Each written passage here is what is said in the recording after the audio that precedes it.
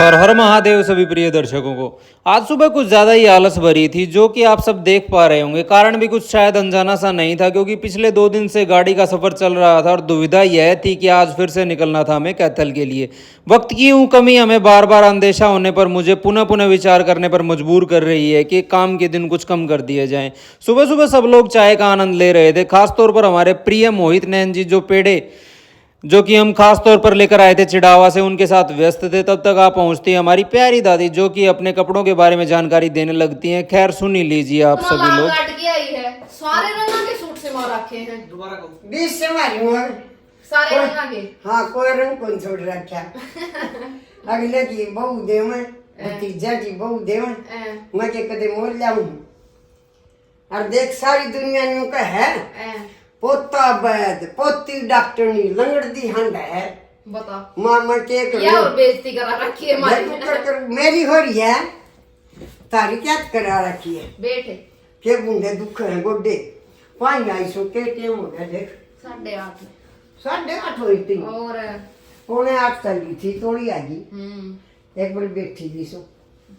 आज गुड्डू बना रहा था बाजरे की रोटी, जिसे खाने की जोरदार इच्छा मन में थी। शायद आज के दिन की सबसे बड़ी गलती मैं इसे कहूँगा, क्योंकि पित्त का वेग उदरगामी होना स्वाभाविक सा था, जिस कारण पूरे दिन व्याकुलता के एक कठिन दौर से हमें गुजरना पड़ा। अब दोपहर में कुछ देर सुस्ता लेने के बाद शाम को समय था घर वापसी का, या कहें तो अपने अस्पताल वापसी का। और अचंभे की बात यह रही कि गुड्डू और प्यारी इंद्रावती दोनों हमारे साथ जाने को तैयार थे। वैसे तो संसारिक और ग्रस्त मोह में बंधे होने के कारण कभी ये अपना घर छोड़कर जाना पसंद नहीं करते, किंतु आज ना जाने कैसे ये दोनों साथ चलने को मान गए।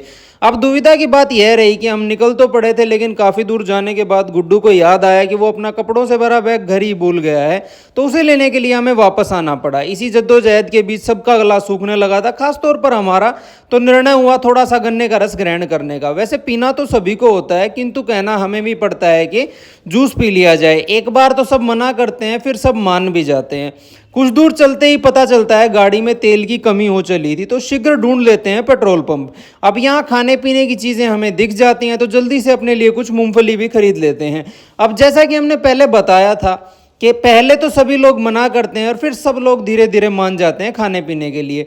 अब लंबी चौड़ी वार्तालाप, जो कि हमारी शादी संबंधी होती है, करते हुए हम आप पहुंचते हैं कैथल। सबसे पहला काम यहाँ आते ही हमारा था दूध खरीदना, क्योंकि चाय के लिए दादी और गुड्डू दोनों ही बहुत व्याकुल हो रहे थे, और साथ में मुझे भी लगने लगी थी भूख। तो मैं सोचा अपने लिए कुछ सब्जियां भी खरीद लूंगा।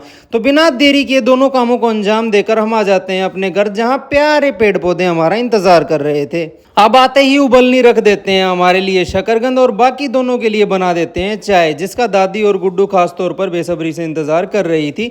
इन्हें ज़्यादातर अदरक वाली चाय ही पसंद आती है। अब शाम हो चली थी, तो ज़्यादा थकान के कारण आज जल्दी से दादी आराम फरमाने बैठ जाती है, और मैं इनके लिए बना देता हूँ दलिया, क्योंकि शाम के समय ये लोग ज़्यादातर हल्का भोजन लेना ही पसंद करते हैं। मैं अपना भोजन पहले ही कर चुका था, अतः अब कुछ आवश्यकता महसूस नहीं हो रही थी। दलिया बनकर तैयार हो चुका था, तो दादी और गुड्डू अपना अपना दलिया ग्रहण कर लेती हैं। तब तक आप पहुँचते हैं प्रिय मोहित नैन जी, जिन्हें बाजार अपना कुछ काम निपटाने के लिए जाना था, और हमें भी खरीदनी थी अगले दिन हेतु सब्जियां।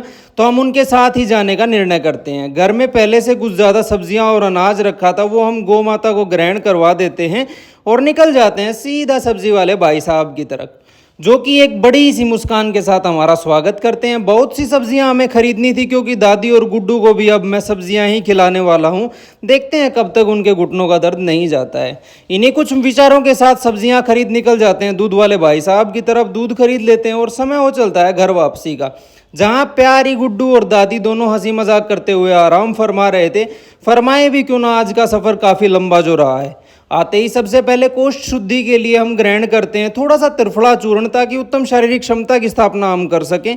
तब तक आप पहुंचती है हमारी प्यारी बहन, जो शायद अभी अभी कहीं बाजार से लौटी थी कोई लंबी चौड़ी खरीदारी करने के बाद। और फिर शुरू हो जाता है एक लंबी वार्तालाप का सिलसिला, जिसमें दादी की मुख्य भूमिका रहती है, और उनकी वार्तालाप आपको खास तौर पर हम सुनाना चाहेंगे। बिना कहीं झटकाना किसी सी सही तरह अड़ंगा है मारा को ये डंगा ना टाला कर दियो। मार तो तड़के कौन और बचरी है। दिवाली में लक्ष्मी बाजी बाजी आओगी, हूँ तो बता दियो। अब न के काम से तो ऐसी पूछ देंगे हम तो मन तो हमने देखी गोड्डा गिर चढ़ रही है मका थोड़ा थोड़ा बहुत नाट्या रहने दे काम वाली झाड़ देगी माँ काम वाली एक ना झाड़ दे दो हम झाड़े सी हजार शीशी जड़िया करे मां सही करे खाली भी किए करो काम है आज मर तो टाइम पास हो गया दिन चपदाई दिखा और देख तमने सुतरा कौन ना गया मोहित ने अंधे बेरा पड़ गया तने मूड पर मन देखा है कोनी करे ना देख के क्या थी अच्छे काम अच्छा काम तो देखे को नहीं। हाँ अच्छे काम तो देखा कौन तेर तड़के देखे आंग उड़े के गिर चढ़ी होगी तो आप कर लेगा ना मैं तो झड़काया होंगी इन्हीं कुछ खट्टी मीठी बातों के साथ समाप्त करते हैं आज के बहुत ही प्यारे से दिन को। आप सभी को मेरी तरफ से रात की राम राम।